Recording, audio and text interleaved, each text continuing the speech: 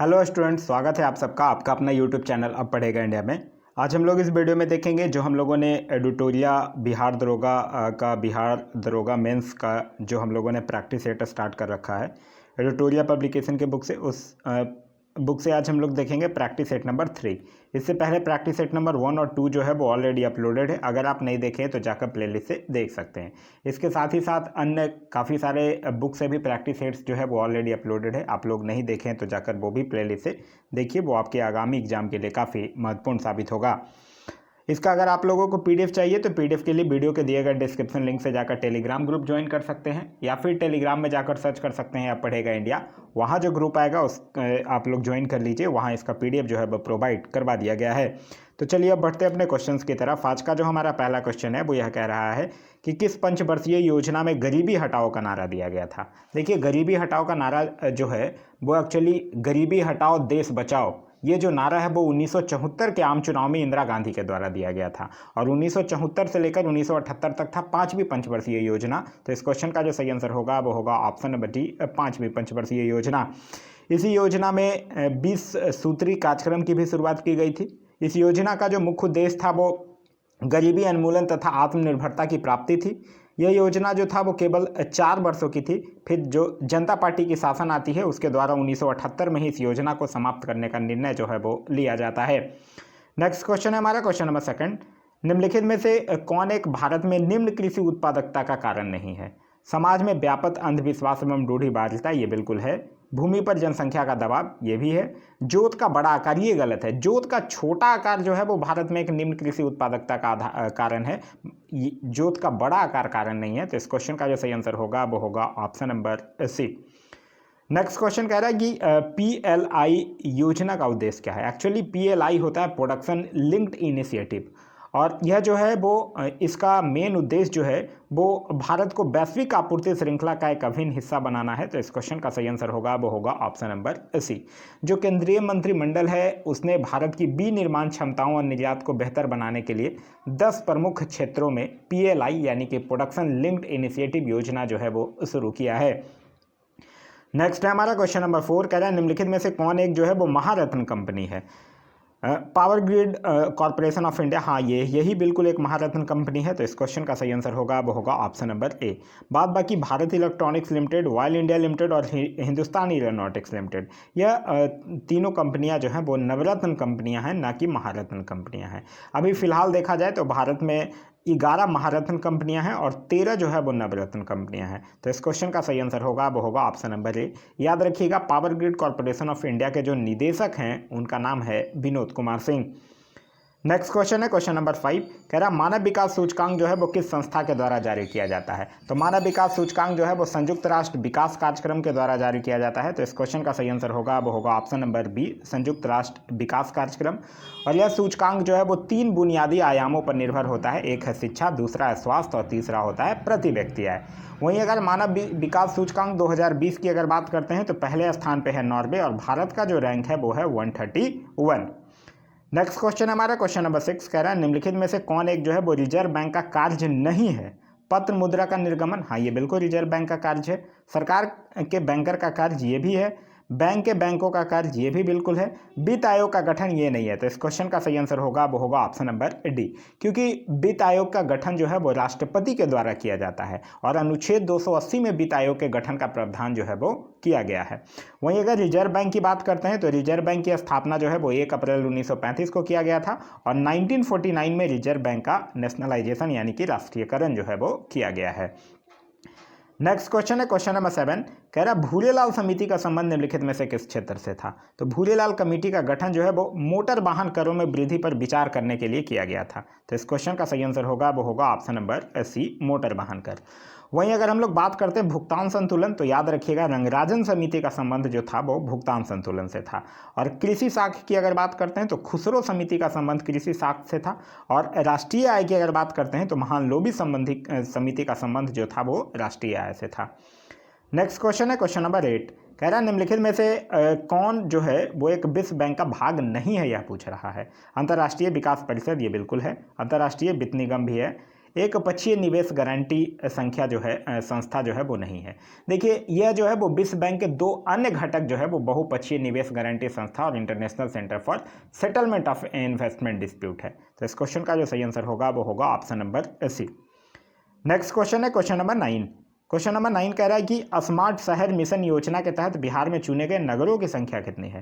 तो देखिए भारत सरकार के द्वारा स्मार्ट सिटी योजना जो है वो जून 2015 में शुरू किया गया था, जिसके तहत बिहार के 4 शहरों पटना, भागलपुर, मुजफ्फरपुर और बिहार शरीफ को चुना गया था और इस योजना के तहत पूरे भारत में 100 शहरों को चुना गया है। तो इस क्वेश्चन का जो सही आंसर होगा वो होगा ऑप्शन नंबर ए। आगे है कि 2011 की जनगणना रिपोर्ट के अनुसार भारत में लिंगानुपात कितना है। तो भारत में लिंगानुपात है 943। तो इस क्वेश्चन का सही आंसर होगा वो होगा ऑप्शन नंबर डी 943। वहीं राज्यों में सर्वाधिक लिंगानुपात जो है वो है केरल का 1084 और सबसे कम जो है वो हरियाणा का है 879 according to the 2011 census. Next question है क्वेश्चन नंबर 11 कि एक माइक्रोन का मान कितना होता है। तो एक माइक्रोन जो होता है वो 10⁻⁻6 मीटर के बराबर होता है। तो इस क्वेश्चन का सही आंसर होगा वो होगा ऑप्शन नंबर ए। वहीं 10⁻18 मीटर की अगर बात करते हैं तो ये एटोमीटर होता है। 10⁻12 मीटर की अगर बात करते हैं तो ये पिकोमीटर होता है और 10⁻15 मीटर की अगर बात करते हैं तो ये फर्मी मीटर होता है। नेक्स्ट क्वेश्चन कह रहा है कि नींबू निचोड़ने का मशीन जो है वो किस श्रेणी का उत्तोलक है। तो नींबू निचोड़ने का मशीन जो हो गया, साथ ही साथ सरौता हो गया, एक पहिए की कूड़ा ढोने वाली गाड़ी हो गई, यह सब जो है वो द्वितीय श्रेणी का उत्तोलक है। तो इस क्वेश्चन का सही आंसर होगा वो होगा ऑप्शन नंबर बी द्वितीय श्रेणी का उल्लेख। द्वितीय श्रेणी होता है, इसमें आलम्ब जो होता है, आलम्ब तथा आयास के बीच में भार होता है, वो दूसरे श्रेणी का उत्तोलक कहलाता है। साथ ही साथ याद रखिएगा जैसे कैंची, पिलास, हैंडपंप ये सब जो है वो प्रथम श्रेणी का है। चिमटा हो गया, हम लोगों का हाथ हो गया, ये सब जो है वो तृतीय श्रेणी का उदाहरण है। नेक्स्ट क्वेश्चन है क्वेश्चन नंबर 13।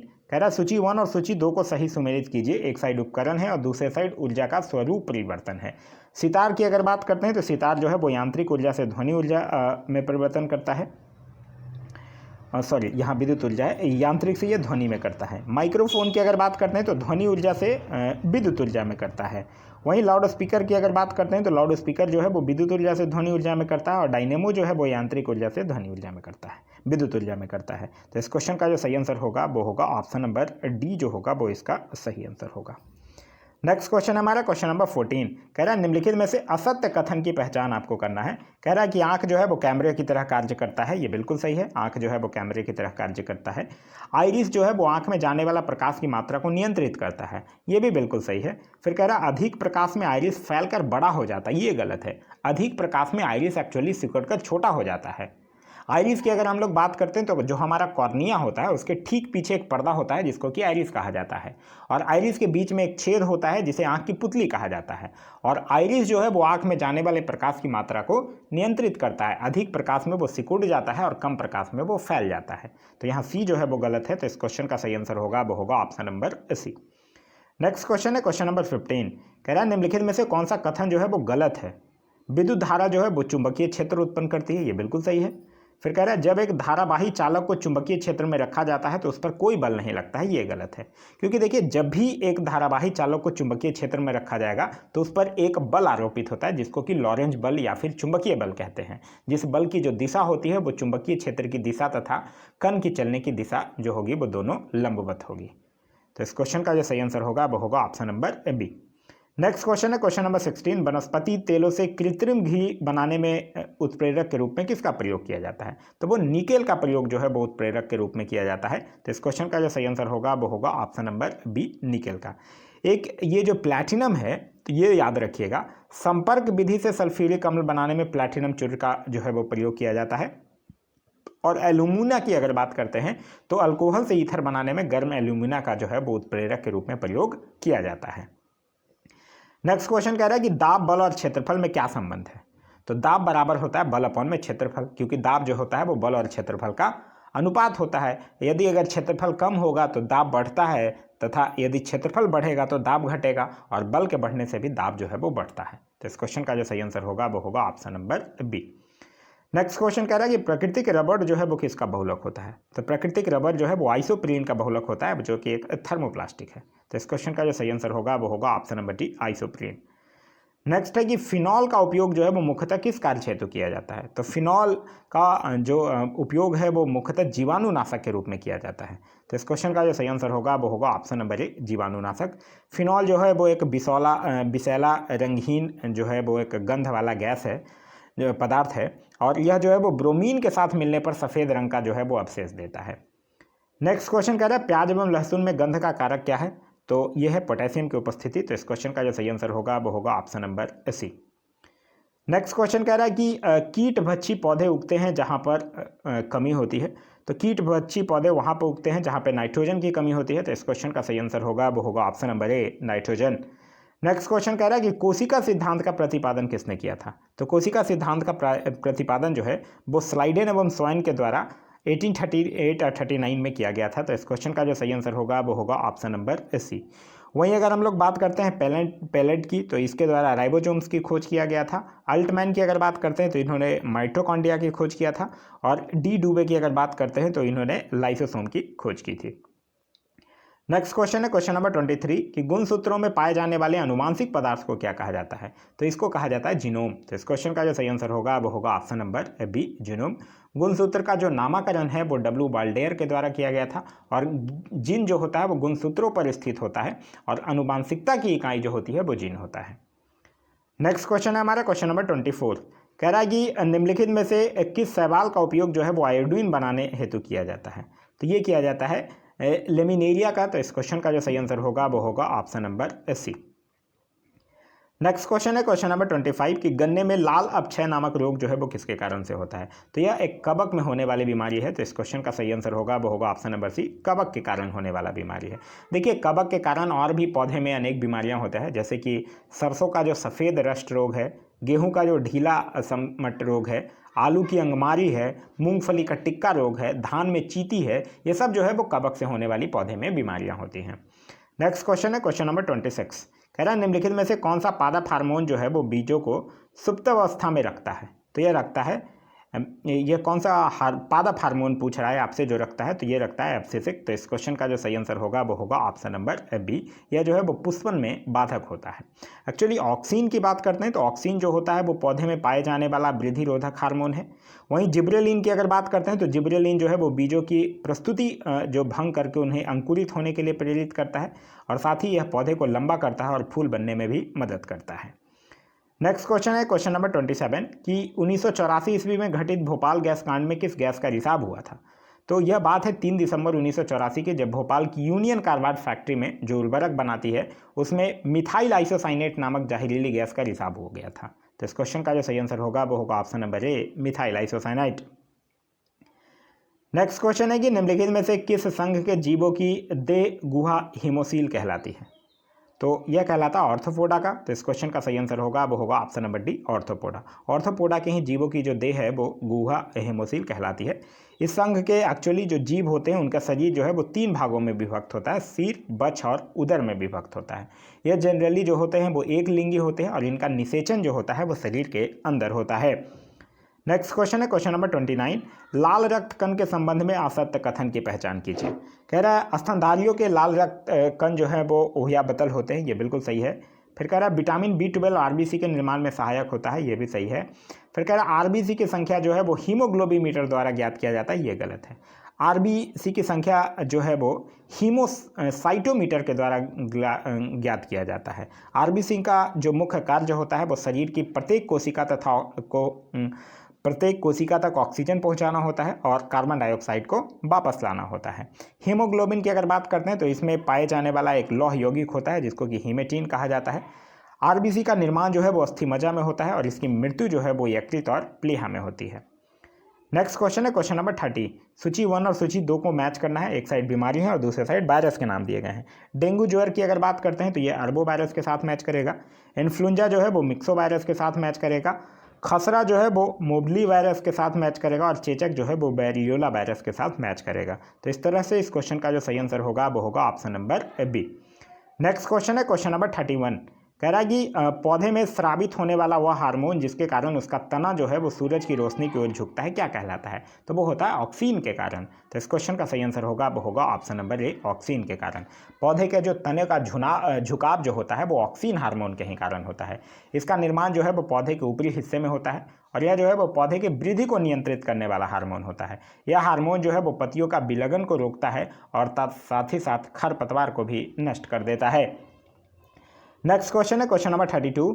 कह रहा है निम्नलिखित में से कौन जो है वो हड्डियों एवं दांतों को दृढ़ता प्रदान करता है? तो यह करता है फास्फोरस। एक्चुअली फास्फोरस और कैल्शियम ये दोनों चीज़ जो होता है वो हड्डियों और दांतों को मजबूती प्रदान करता है। तो इस क्वेश्चन का सही आंसर होगा वो होगा ऑप्शन नंबर सी, फास्फोरस।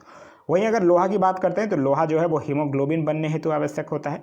मैग्नीशियम की अगर बात करते हैं तो यह पेशीय तंत्र और तंत्रिका तंत्र हेतु आवश्यक होता है। पोटेशियम की अगर बात करते हैं तो यह पेशीय संकुचन हेतु आवश्यक होता है। नेक्स्ट है क्वेश्चन नंबर 33। ग्लूकोज अणु का ग्लाइकोलिसिस में विघटन के फलस्वरूप क्या प्राप्त होता है? तो देखिए, एक आप लोग पढ़े होंगे एनॉक्सी श्वसन, और ये एनॉक्सी जो श्वसन होता है इसी के दौरान एक ग्लूकोज अणु का ग्लाइकोलिसिस में विघटन के फलस्वरूप पायरुविक अम्ल के 2 अणु बनते हैं। तो इस क्वेश्चन का जो सही आंसर होगा वो होगा ऑप्शन नंबर डी, पायरुविक अम्ल। नेक्स्ट है क्वेश्चन नंबर 34। निम्नलिखित में से कौन एक जो है वो एक गाय की देसी नस्ल नहीं है, यह पूछ रहा है। साहिवाल है। उसके बाद अगर बात करते हैं देवनी की तो वो भी है, अंगोल भी है। होल्स्टीन फ्रीजियन नहीं है। होल्स्टीन फ्रीजियन गाय की एक विदेशी नस्ल है, ना कि देसी नस्ल है। तो इस क्वेश्चन का सही आंसर होगा वो होगा ऑप्शन नंबर डी। बाद बाकी साहिवाल, लाल सिंधी, मालवी, देवनी, अंगोल, कांकरेज, थरपारकर ये सब जो है वो गाय की देसी नस्ल है।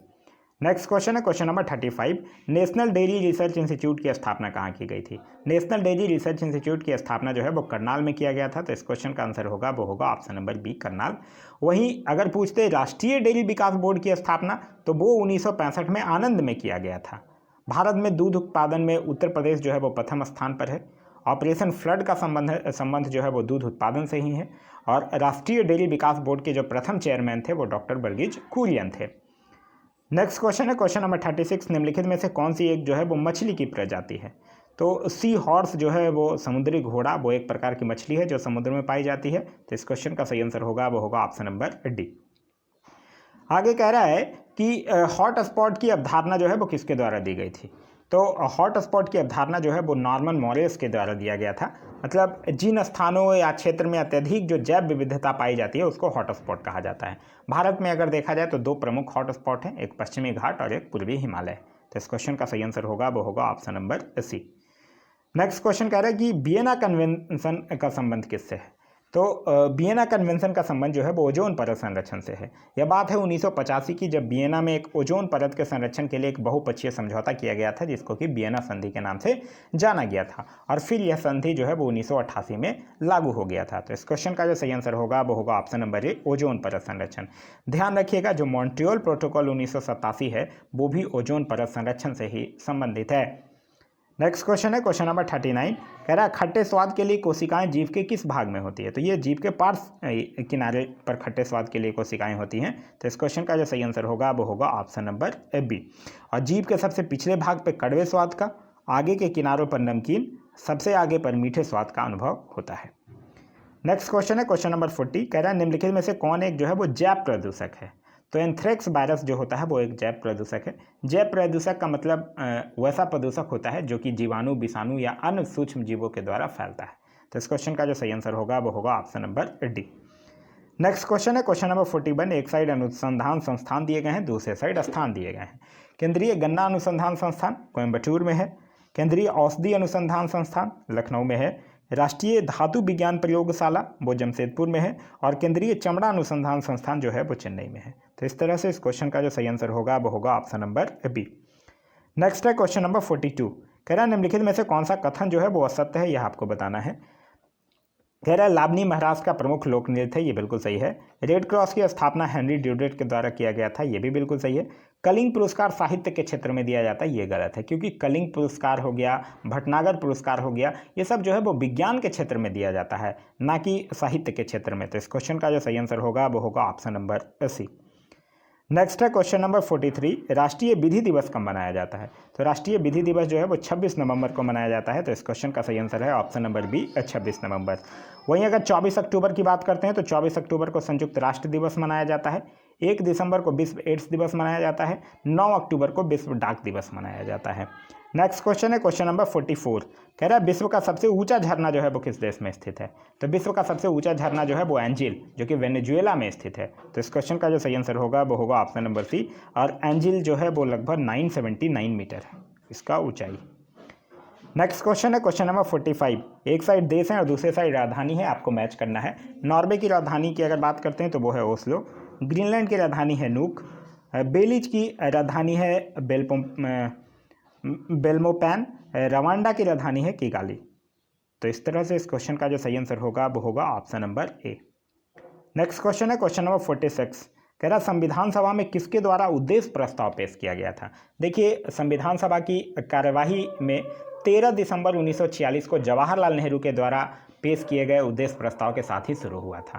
तो इस क्वेश्चन का जो सही आंसर होगा वो होगा option number B, Jawaharlal Nehru. फिर 22 जनवरी 1947 को उद्देश्य प्रस्ताव की स्वीकृति मिली थी।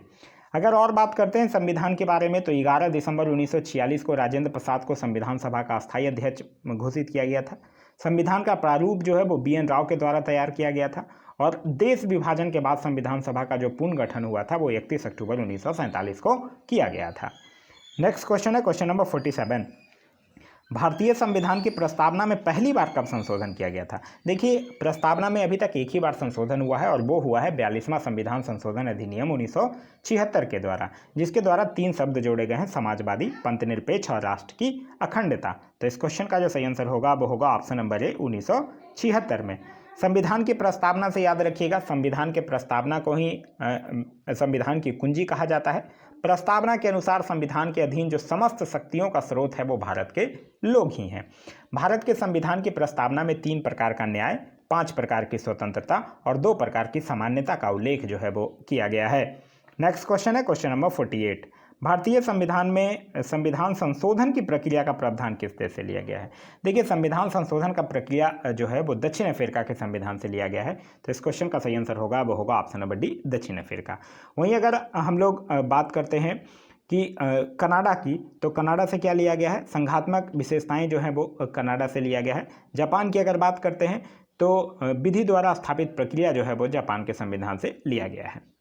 नेक्स्ट क्वेश्चन है क्वेश्चन नंबर 49, भारतीय संविधान की अनुसूची एवं संबंधित विषय का कौन सा जोड़ा जो है वो बेमेल है, यह आपसे पूछ रहा है। प्रथम अनुसूची में भारतीय संघ के घटक राज्य एवं संघ शासित क्षेत्र, ये बिल्कुल सही है। चौथी अनुसूची में राज्यों एवं संघीय क्षेत्रों में राज्यसभा का प्रतिनिधित्व, ये बिल्कुल सही है। फिर कह रहा है 7वीं अनुसूची केंद्र एवं राज्यों के बीच शक्ति विभाजन, ये बिल्कुल सही है।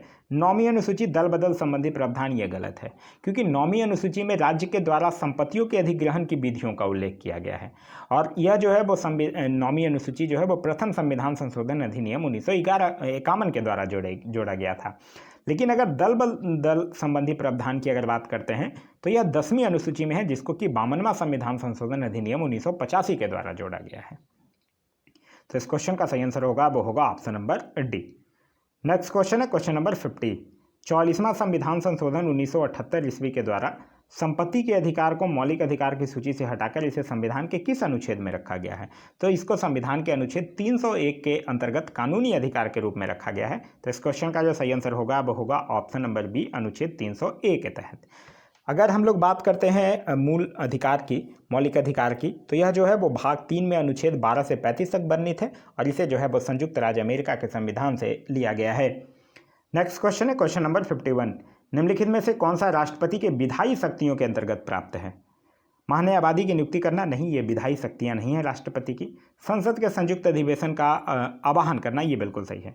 देखिए, भारत के राष्ट्रपति की अगर बात करते हैं तो काफ़ी विभिन्न तरह की शक्तियां जो है वो प्राप्त हैं, जैसे कि कार्यकारी शक्ति हो गया, विधायी शक्ति हो गया, वित्तीय शक्ति हो गया, न्यायिक शक्ति हो गया, सैन्य शक्ति हो गया।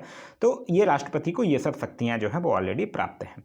वहीं राष्ट्रपति के द्वारा संसद के संयुक्त अधिवेशन का आवाहन जो है वो विधायी शक्ति में आता है। महान्यायवादी की जो नियुक्ति करना है, ये राष्ट्रपति की कार्यकारी शक्ति है। उच्चतम न्यायालय से किसी विधि या तथ्य पर सलाह लेना, ये जो है उसकी न्यायिक शक्तियों के अंतर्गत है। यहाँ आपसे पूछ रहा है विधायी शक्ति है, तो इस ऑप्शन नंबर बी जो होगा वो आपका सही आंसर होगा। नेक्स्ट है क्वेश्चन नंबर 52, भारत का संवैधानिक प्रधान कौन होता है? तो भारत का संवैधानिक प्रधान जो होता है वो राष्ट्रपति होता है और भारत का एक राष्ट्रपति होगा वो अनुच्छेद 52 कहता है। तो इस क्वेश्चन का सही आंसर होगा वो होगा ऑप्शन नंबर बी, राष्ट्रपति। राष्ट्रपति जो होता है वो भारत का प्रथम नागरिक कहलाता है। राष्ट्रपति बनने हेतु न्यूनतम उम्र जो है वो 35 वर्ष होनी चाहिए और राष्ट्रपति अपना त्यागपत्र उपराष्ट्रपति को देता है और राष्ट्रपति को शपथ दिलवाते हैं भारत के मुख्य न्यायाधीश। नेक्स्ट क्वेश्चन कह रहा है मंत्रिमंडल का निर्माण इनसे मिलकर होता है। तो मंत्रिमंडल का निर्माण जो है वो देखा जाए तो प्रधानमंत्री और कैबिनेट मंत्रियों के मिलकर होता है। तो इस क्वेश्चन का सही आंसर होगा वो होगा ऑप्शन नंबर सी, प्रधानमंत्री और कैबिनेट को मिलाकर क्या होता है, मंत्रिमंडल का निर्माण होता है। मंत्री जो होते हैं वो जनरली 3 प्रकार के होते हैं, एक कैबिनेट मंत्री, एक राज्य मंत्री और एक उप मंत्री। मंत्रिपरिषद की अगर बात करते हैं तो यह सामूहिक रूप से लोकसभा के प्रति उत्तरदायी होता है। यदि अगर लोकसभा के किसी एक मंत्री के विरुद्ध भी अविश्वास प्रस्ताव जो है वो पारित हो जाए या फिर उस विभाग से संबंधित विधेयक रद्द कर दे तो समस्त मंत्रिमंडल को त्यागपत्र जो है वो देना पड़ता है। नेक्स्ट क्वेश्चन है क्वेश्चन नंबर 54, कह रहा आपातकाल की घोषणा लागू होने पर संसद लोकसभा के कार्यकाल को एक बार में अधिकतम कितने समय के लिए वृद्धि कर सकता है? तो देखिए एक बार में अधिकतम 1 वर्ष के लिए वृद्धि कर सकता है।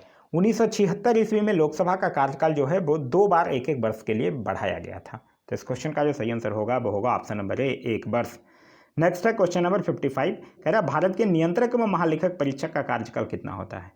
तो भारत के नियंत्रक और महालेखक परीक्षक का कार्यकाल 6 वर्ष या 65 वर्ष जो भी पहले हो जाए। तो इस क्वेश्चन का जो सही आंसर होगा वो होगा ऑप्शन नंबर सी। यह जो है वो नियंत्रक एवं महालेखक परीक्षक का वर्णन जो है वो अनुच्छेद 148 से लेकर 151 के बीच में कहा गया है। इनकी नियुक्ति जो है वो राष्ट्रपति के द्वारा किया जाता है और यह जो है वो सेवानिवृत्ति के बाद भारत सरकार के अधीन कोई पद जो है वो धारण नहीं कर सकते हैं।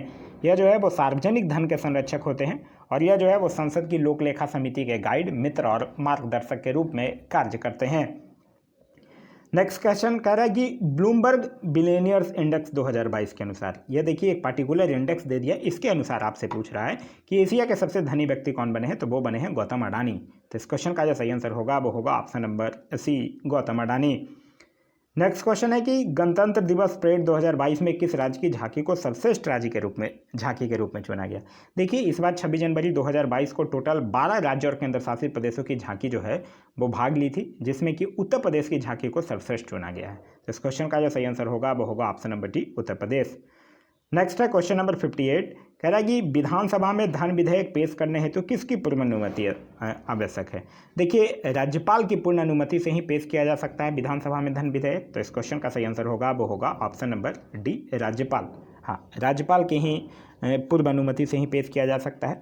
राज्यपाल जो है वो धन विधेयक के अतिरिक्त किसी भी विधेयक को पूर्ण विचार के लिए राज्य विधानमंडल के पास भेज सकता है, लेकिन धन विधेयक को नहीं भेज सकता है। नेक्स्ट क्वेश्चन है क्वेश्चन नंबर 59, लोक लेखा समिति में कुल कितने सदस्य होते हैं? लोक लेखा समिति में टोटल सदस्य होते हैं 22, जिसमें 15 जो होते हैं वो लोकसभा से होते हैं और 7 जो होते हैं वो राज्यसभा से होते हैं और यह जो है वो 1 वर्ष के लिए चुने जाते हैं। तो इस क्वेश्चन का जो सही आंसर होगा वो होगा ऑप्शन नंबर बी, 22। लोक लेखा समिति को लघु लोकसभा भी कहा जाता है, साथ ही साथ इसको प्राक्कलन समिति की जुड़वा बहन के रूप में भी जाना जाता है। एक इसका जो अध्यक्ष होता है वो किसी विपक्ष दल के ही नेता होते हैं। एक्चुअली ऐसा कुछ रूल संविधान में नहीं लिखा गया है, लेकिन 1967 से ही एक परंपरा चलती आ रही है और उसी के अनुसार इस समिति का जो अध्यक्ष होता है वो विपक्ष के ही किसी सदस्य को नियुक्त किया जाता है। नेक्स्ट क्वेश्चन है क्वेश्चन नंबर 60, भारत में सर्वप्रथम नगर निगम की स्थापना कहाँ की गई थी? तो भारत में सर्वप्रथम नगर निगम की स्थापना चेन्नई मद्रास में 1687 में किया गया था। तो इस क्वेश्चन का जो सही आंसर होगा वो होगा ऑप्शन नंबर डी, चेन्नई। फिर आप लोगों को याद होगा 74वां संविधान संशोधन जो कि नगरपालिका से संबंधित है। नगरपालिका संबंधी प्रावधान जो है वो संविधान के भाग 9 के क के 12वीं अनुसूची में अनुच्छेद 243 के पी से जेड जी तक रखा गया है। नेक्स्ट है क्वेश्चन नंबर 61, नवपाषाण काल में चावल की खेती का प्राचीनतम साक्ष्य किस स्थान से मिला है? तो प्राचीनतम साक्ष्य जो है वो इलाहाबाद के नज़दीक कोल्डीवा से प्राप्त हुआ है। तो इस क्वेश्चन का सही आंसर होगा वो होगा ऑप्शन नंबर सी। नेक्स्ट है ये निम्नलिखित में से हड़प्पा कालीन नगर एवं नदियों का कौन सा जोड़ा जो है वो सुमेलित नहीं है, यह आपसे पूछ रहा है। मोहनजोदड़ो सिंधु नदी बिल्कुल सही है, इसका उत्खनन करता थे राखलदास बनर्जी, 1922 में इसका उत्खनन हुआ था। रोपड़ सतलज नदी ये भी बिल्कुल सही है, इसके उत्खनन करता थे यगदत्त शर्मा।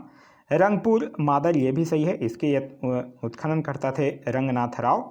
आलमगीरपुर घग्गर ये गलत है। आलमगीरपुर जो है वो हिंडन नदी के किनारे स्थित है, जो वर्तमान में उत्तर प्रदेश के मेरठ जिले में स्थित है, और इसकी खोज जो है वो 1958 में यगदत्त शर्मा के द्वारा की गई थी। तो इस क्वेश्चन का सही आंसर होगा वो होगा ऑप्शन नंबर डी।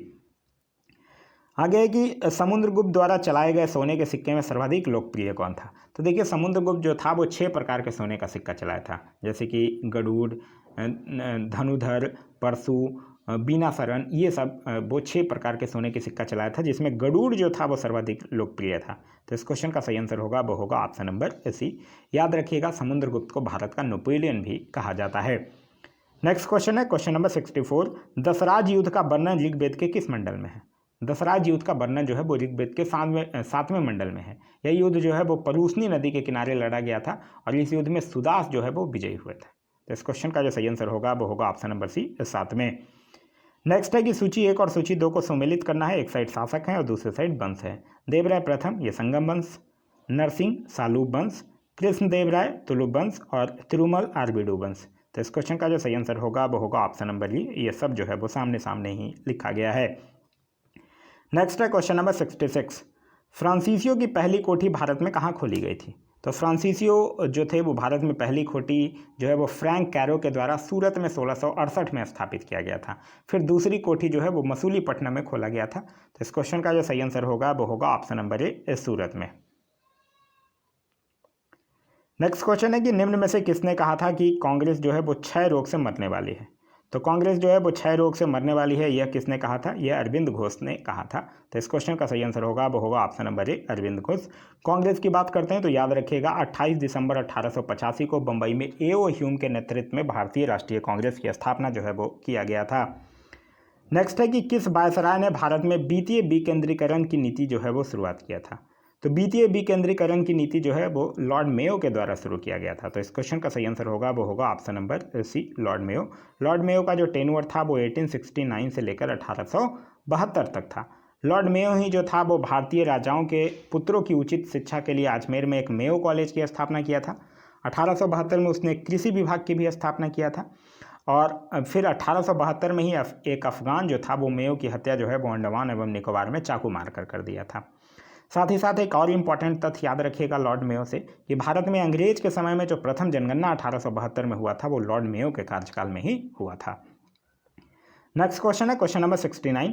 प्रसिद्ध आदिवासी विद्रोह एवं नेतृत्वकर्ता का कौन सा जोड़ा जो है वो बेमेल है, यह आपसे पूछ रहा है। मुंडा विद्रोह बिरसा मुंडा, ये बिल्कुल सही है। भील विद्रोह सेवारम, ये बिल्कुल सही है। रामोसी विद्रोह राजा तीरथ सिंह, ये गलत है, क्योंकि देखिए रामोसी विद्रोह एक्चुअली 1822 से लेकर 1829 तक चला था। पश्चिमी घाट में जो रहने वाले रामोसी जाति के लोग थे वो सरदार चीतर सिंह के नेतृत्व में विद्रोह किए थे। ये जो राजा तीरथ सिंह है ये खासी विद्रोह के नेतृत्व करता थे। तो इस क्वेश्चन का सही आंसर होगा वो होगा ऑप्शन नंबर सी। नेक्स्ट है कि 1857 के विद्रोह को किसने एक सामंतवादी प्रतिक्रिया माना है। तो यह माना है के मार्लिन्सन ने। तो इस क्वेश्चन का सही आंसर होगा वो होगा ऑप्शन नंबर डी।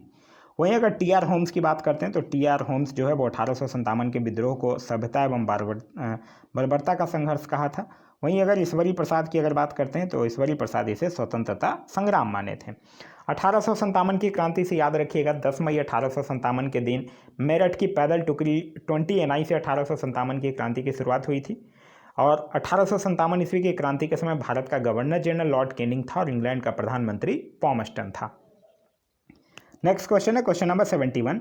निम्नलिखित में से कौन सा कथन असत्य है, यह आपको बताना है। स्वामी विवेकानंद ने 1896 ईस्वी में न्यूयॉर्क में वेदांत सोसाइटी का गठन किया था, यह बिल्कुल सही है। सर सैयद अहमद खान ने अलीगढ़ आंदोलन के प्रमुख नेता थे, ये भी बिल्कुल सही है। प्रार्थना समाज का एक मुख्य उद्देश्य जाति प्रथा का समर्थन करना था, ये बिल्कुल गलत है। देखिए प्रार्थना समाज जो था उसका मुख्य उद्देश्य जो था वो जाति प्रथा का विरोध करना था, स्त्री पुरुष के विवाह की आयु में वृद्धि करना था, विधवा विवाह, स्त्री शिक्षा को प्रोत्साहन देना था। ये सब प्रार्थना समाज का मुख्य कार्य था, जिसकी स्थापना जो है वो आचार्य केशव चंद्र सेन की प्रेरणा से MG रनाडे और आत्मारंग पांडुरंग के द्वारा किया गया था। नेक्स्ट क्वेश्चन है क्वेश्चन नंबर 72। रॉलेट एक्ट को भारत में कब लागू किया गया। तो 19 मार्च 1919 को रॉलेट एक्ट जो है वो लागू किया गया था, और इस कानून को लाने का मुख्य उद्देश्य जो है वो क्रांतिकारियों के प्रभाव को समाप्त करना और राष्ट्रीय भावना को कुचलना था। फिर इसी एक्ट के विरोध में गांधी जी ने 6 अप्रैल 1919 को एक देशव्यापी जो है वो हड़ताल करवाया था। यहाँ 19 मार्च 1919 को रॉलेट एक्ट लागू किया गया था, ऑप्शन में नहीं है। आप अगर ऑप्शन में नहीं है तब आप दोबारा ऑप्शन 8 मार्च 1919 टिक कर सकते हैं। कोई कोई बुक में 8 मार्च 1919 मिलता है, लेकिन मोस्टली जैसे लूसेंट ये सब जो बुक है वहाँ 19 मार्च 1919 मिलेगा आपको। नेक्स्ट क्वेश्चन कह रहा है क्वेश्चन नंबर 73, गोदावरी नदी के संबंध में निम्न में से कौन सा कथन असत्य है? यह प्रायद्वीपीय भारत की सबसे लंबी नदी है, ये बिल्कुल सही है। इसकी कुल लंबाई 1470 किलोमीटर है, ये गलत है, क्योंकि इसकी कुल लंबाई जो है वो 1465 किलोमीटर है और इसे दक्षिण गंगा या वृद्ध गंगा भी कहा जाता है। और पेन गंगा, बेन गंगा, बर्धा, सबरी, मंजीरी ये सब जो है वो इसकी प्रमुख सहायक नदियाँ हैं। तो इस क्वेश्चन का जो सही आंसर होगा वो होगा ऑप्शन नंबर बी। नेक्स्ट है क्वेश्चन नंबर 74, कह रहा बोर्डो चीला क्या है? तो आसाम में ग्रीष्मकाल में जो आने वाला तूफान होता है उसको कहा जाता है। तो इस क्वेश्चन का जो सही आंसर होगा वो होगा ऑप्शन नंबर सी। और पश्चिम बंगाल में इसको काल बैसाखी कहा जाता है। ये एक्चुअली यह जो तूफान होता है वो वर्षा ऋतु के पहले चलता है और इस तूफान से काफ़ी मात्रा में वर्षा होता है, जो कि आम की फसल और चाय की फसल के लिए काफ़ी लाभदायक माना जाता है। नेक्स्ट है क्वेश्चन नंबर 75, निम्नलिखित में से कौन सही सुमेलित नहीं है, ये आपको बताना है। पुलिकट झील आंध्र प्रदेश सुमेलित है, लोनार झील महाराष्ट्र सुमेलित है, पिछौला झील उत्तराखंड सुमेलित नहीं है, क्योंकि पिछौला झील जो है वो राजस्थान में स्थित है। नेक्स्ट क्वेश्चन है क्वेश्चन नंबर 76, सूची 1 और सूची 2 को सुमेलित करना है। एक साइड खनिज है और दूसरे साइड प्राप्ति स्थल है। तो कोयला को आप तलचर से मैच कर सकते हैं, सोना को आप हट्टी से मैच कर सकते हैं, तांबा को आप बालाघाट से मैच कर सकते हैं और बॉक्साइट को कोडरमा के साथ मैच कर सकते हैं। नेक्स्ट क्वेश्चन है क्वेश्चन नंबर 77, कह रहा 2021 का व्यास सम्मान जो है वो किसे सम्मानित किया गया है? 2021 के व्यास सम्मान से तो असगर बहाजत को चुना गया है। उनकी एक पुस्तक है, मतलब नाटक है एक्चुअली, महाबली, उसी के लिए इनको व्यास सम्मान दिया गया है। तो इस क्वेश्चन का जो सही आंसर होगा वो होगा ऑप्शन नंबर सी। यह 2021 का है। अगर 2020 का पूछ दे तो वो शरद पकारे को दिया गया था। नेक्स्ट क्वेश्चन है क्वेश्चन नंबर 78, निम्नलिखित में से कौन सा एक मुक्त व्यापार क्षेत्र वाला भारतीय बंदरगाह है? तो वो है कांडला बंदरगाह, जो इसको का नया नाम है दीनदयाल बंदरगाह, जो कि भारत का मुक्त व्यापार क्षेत्र वाला बंदरगाह है। तो इस क्वेश्चन का जो सही आंसर होगा वो होगा ऑप्शन नंबर डी। साथ ही साथ यह गुजरात स्थित एक ज्वारीय बंदरगाह भी है। चेन्नई बंदरगाह की अगर बात करते हैं तो चेन्नई जो है वो भारत का सर्वाधिक प्राचीन बंदरगाह है और एक कृत्रिम बंदरगाह है। देश का सबसे बड़ा बंदरगाह मुंबई है और देश का सर्वश्रेष्ठ प्राकृतिक बंदरगाह जो है वो विशाखापट्टनम है। नेक्स्ट क्वेश्चन है क्वेश्चन नंबर 79, निम्नलिखित में से कौन सा एक जो है वो सही सुमेलित नहीं है, यह आपको बताना है। दुर्गा बैराज परियोजना दामोदर नदी सुमेलित है, जायकवाड़ी परियोजना गोदावरी नदी सुमेलित है, सतलज परियोजना सतलज नदी गलत है, क्योंकि सतलज परियोजना जो है वो चिनाब नदी पर स्थित है। तो इस क्वेश्चन का सही आंसर होगा वो होगा ऑप्शन नंबर सी। आगे कह रहा है कि सूची 1 और सूची 2 को सुमेलित कीजिए। एक साइड राष्ट्रीय उद्यान है, दूसरे साइड राज्य है। बेतला नेशनल पार्क झारखंड में है, दूधवा राष्ट्रीय उद्यान उत्तर प्रदेश में है, वेदांतगल पक्षी अभ्यारण्य की अगर बात कीजिएगा तो यह तमिलनाडु में है और सरिस्का राष्ट्रीय उद्यान जो है वो राजस्थान में है। तो इस क्वेश्चन का जो सही आंसर होगा वो होगा ऑप्शन नंबर ए। इसके आगे 80 से 100 जो है वो मैथ्स के क्वेश्चन है, जिसका क्वेश्चन और आंसर जो है वो मैं पीडीएफ के लास्ट में आप लोगों के लिए अटैच कर दिया हूँ।